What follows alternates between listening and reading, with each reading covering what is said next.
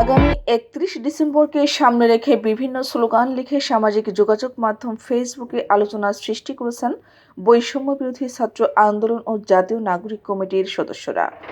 শনিবার সন্ধ্যার পর থেকে সামাজিক যোগাযোগ মাধ্যমে এই ক্যাম্পেইন চালাচ্ছেন তারা। ৩১ ডিসেম্বর মুজিববাদের কবর রচিত হবে বলে জানিয়েছেন স্থানীয় সরকার, যুব ও ক্রীড়া উপদেষ্টা আসিফ মাহমুদ সজীব ভূঁইয়া। নিজের ভেরিফাইড ফেসবুক পেজে এক পোস্টে একথা জানান তিনি। আসিফ মাহমুদ বলেন, ঘোষণাপত্রের মধ্য দিয়ে ফ্যাসিবাদ মুজিববাদের কবর রচিত হবে।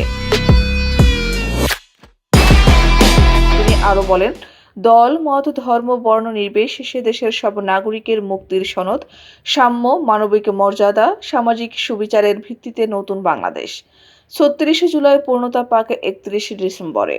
এর আগে